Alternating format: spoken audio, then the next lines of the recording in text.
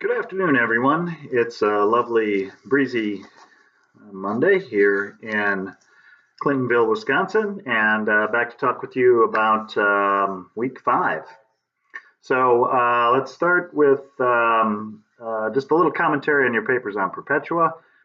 They were good overall, although really try to incorporate more directly the readings in your responses. Those make for deep engagement with the topics and issues that we're taking up, and certainly with the question as well are designed to let you dig into all of the readings. I realize McCulloch is dense and detailed, but God dwells among the details, and so therefore get into them. On Perpetua, a couple papers to recommend, and really do learn from each other on this. There's just some great work and great learning going on there.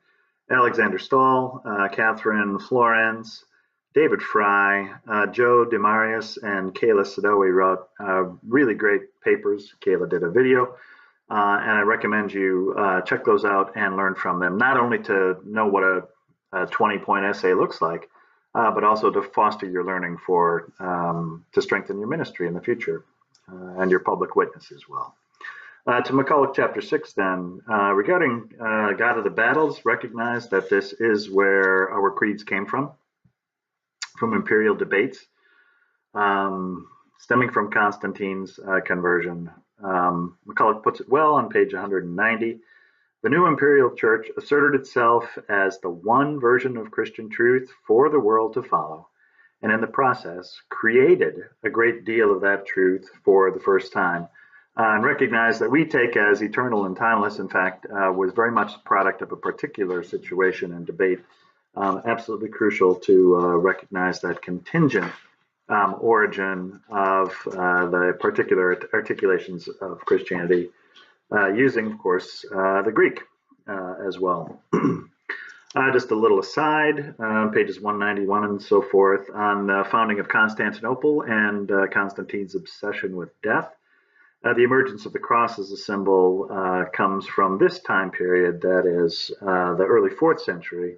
The cross was by and large absent as a symbol in Christian iconography prior to that time. It's important for those of us, like myself, raised in Lutheranism and our theology of the cross, to recognize that that too was a contingent aspect of Christian history, one of many in the history of iconography. Regarding the rise of the imperial church, then, a couple of the key legacies to trace. Pages 197 to 199, McCulloch does a pretty good summation. So starting with the very way Christians organized space with the diocese. This was an imperial designation before it was one among Christians. Among Lutherans, of course, the same kind of dividing of territory in association with a bishop or what had been a magistrate is called the synod, but it's basically the diocesan system at large. Bishops, the very term, is a term used for imperial magistrates. The basilica, modeled after imperial architecture. The liturgy, like processes in imperial bureaucracies, becomes more fixed. The ordo gets set in stone, one might say, and clergy dress, especially bishops' apparel, borrowing directly from imperial households. I know some people were recently at the blessed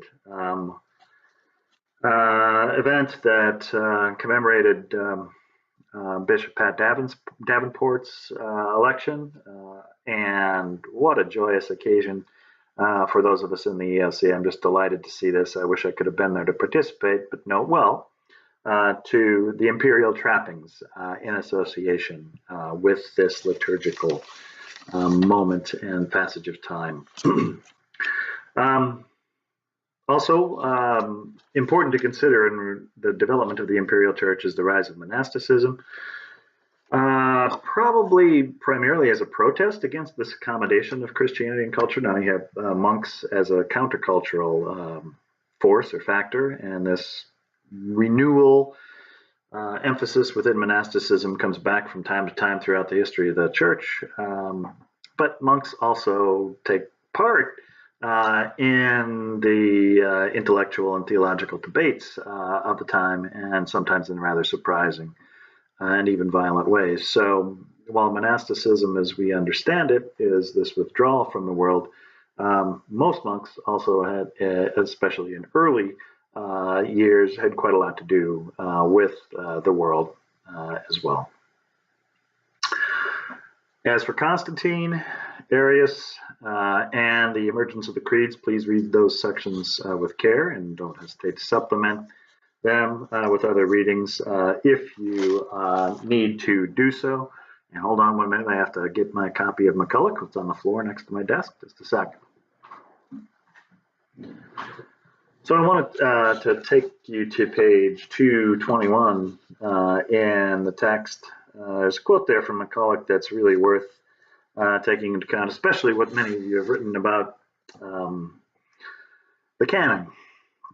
Clergy, by and large, have become people who think inside the box. That is, candidacy, processes, and others convince you that there is a right answer. And along with that comes a tendency to conform one's teaching to whatever the congregation expects, and the congregation then through the hierarchy of synods and bishops and so forth, because there's certainly a benefit from doing so. But listen to what McCulloch has to say about clergy motives and their participation in the debates, the imperially driven debates over the creed. This is the bottom of page 221. Naturally, clergy were passionately involved, and it is difficult to disentangle their righteous longing to assert the truth from their consciousness that the clerical immunities and privileges granted Christian clergy by Constantine and his successors were only available to those who had succeeded in convincing the emperors that they were the authentic voice of imperial Christianity. This dynamic is hardly absent from ministry down to today, and certainly from how we think about the history of the church and the emphasis on unity as identification or as identity or as unanimity, when, of course, there is no such thing in the historical record. As for anything else on chapter 6, let's see. I think that's pretty much what I wanted to highlight. I'll look forward to your papers, which basically are drawn from that chapter, although also with some, I hope you can incorporate Macrina and her life as told by her brother Gregory into your account. There's an awful lot of rich material there, and we'll get there. Same is true of chapter 13 on Orthodoxy. It covers a really long span of time, much longer than chapter 6 does, and without the direct focus on the creeds, and yet recognize that the emergence of Hagia Sophia, or Hagia Sophia in Turkish, one of my favorite places, a place I'll probably never be able to visit again once my book on Fethullah Gulen comes out. Or put it this way, I could probably get there, but I could never get out of the country. Again, alas, it's a sad commentary on what's going on in Turkey right now. More about that later, or we can take that conversation offline if you'd be interested.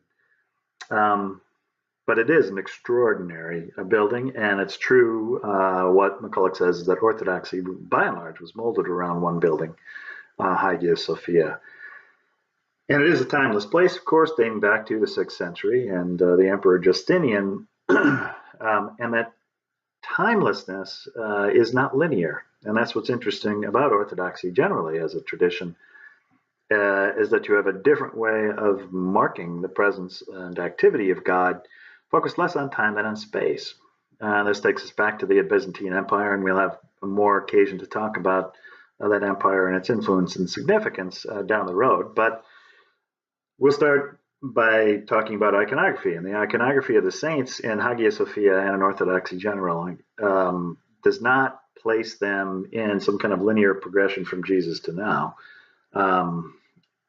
there is such a progression there, but then the saints are organized, from the dome, with the Pantocrator, or the all ruler, at the very top, Jesus, and then the saints in various categories: evangelists, mystics, martyrs, virgins, etc., and then down to the present. So, but in this circle with the dome, and what this illumines for us is a very different model of salvation than the beam me up model. That is the heretical and yet widely assumed model of salvation in the West, that is based on a linear understanding of, okay, you go from here to here, death, and then from there to heaven. The theosis model within Orthodoxy, which McCulloch spent some time talking about, focuses on the notion of deification. That is, that God became a human so that humans can become divine. And this element on participation in heaven, in the midst of life, is evident to anyone who's been in an Orthodox church where you are literally surrounded by the saints as you worship, and surrounded by song and incense, without the linear pews and without the progression from the narthex to the chancel, although there is the iconostas, which sets apart the illumination of heavens. But it's the dome, it's the circle, and this emphasis on participation that's key within Orthodoxy, and quite different from Western Christianity, and yet as Orthodox. The emphasis on mysticism then is clearly part of this, and there's a long section from 433 to 439 in McCulloch that's really worth taking a look at. You can skim the section, I think, after the discussion of icons. It gets into a later time period, but simply note that the emphasis on icons was something very much debated within Orthodoxy. It was hardly presumed. There was an iconoclast controversy.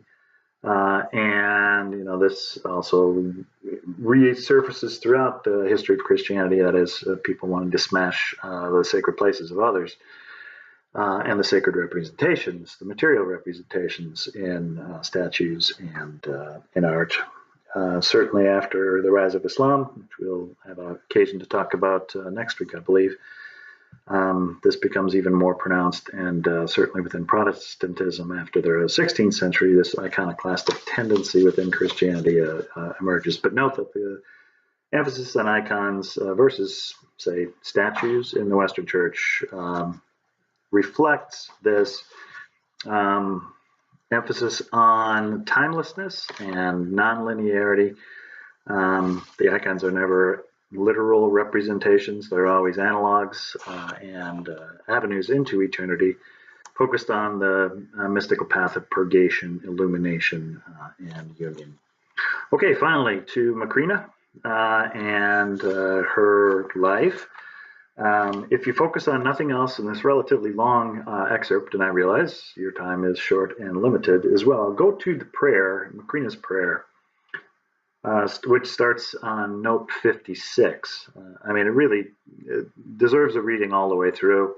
I love the interpretation of the author who says that what Macrina in serving a meal demonstrates is that the Holy One is at the heart of life, not set apart from life, although it would seem that would be the case because of her ascetic lifestyle, her choice of virginity, which was in fact a choice to refuse a second arranged marriage. That is, her father had arranged her first marriage, but her fiancé died at a young age, and then her dad was eager to arrange a second marriage for her, and Macrina instead chose the path of to care for her ailing mother, and the path of virginity. So recognize that this is a countercultural choice at the time, and a choice that doesn't necessarily separate her from life, but takes her into life in a new and different way. And you can hear her voice very clearly, I think, in her prayer.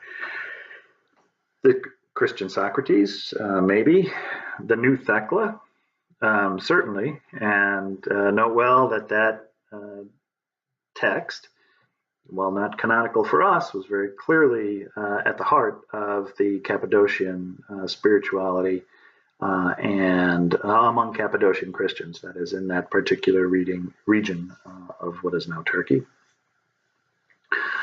So Macrina is the new Thecla, the Christian Socrates, and her life demonstrates the equality of male and female. So same question we had with in relationship to Perpetua could emerge here. Why have, I'm guessing, many of you have been unfamiliar with the life of Macrina. Take a look at her prayer, especially on page 96 and following, and the significance of this line in particular. You have released us, O Lord, from the fear of death. May that also be our prayer. And once we're freed from that fear, what else is there to fear, my sisters and brothers? I hope you are enjoying the course. Please be in touch if there's anything I can do to facilitate your learning. I hope these videos have been valuable to you. Once again, best way to get in touch with me is not through the message program in Canvas, but would be through an email or a phone call. You know my email. My phone number, once again, reiterate 610-909-7107. And I am wearing my Milwaukee Brewers hat because it looks like they might make the playoffs this year. And we're hoping for that, given that it looks like the Packers may be in for a dismal season. Sorry for that sports metaphor at the end, but Macrina does also talk or get compared to being a spiritual athlete, and that the integration of the physical athleticism and spiritual athleticism is a nice way to overcome that Platonic dualism that continues to plague Christianity down to today. Peace to you, and I'll look forward to seeing your responses to our question for this week, and then into Byzantine spirituality and discrete reading. A little different voice for next week. Take care.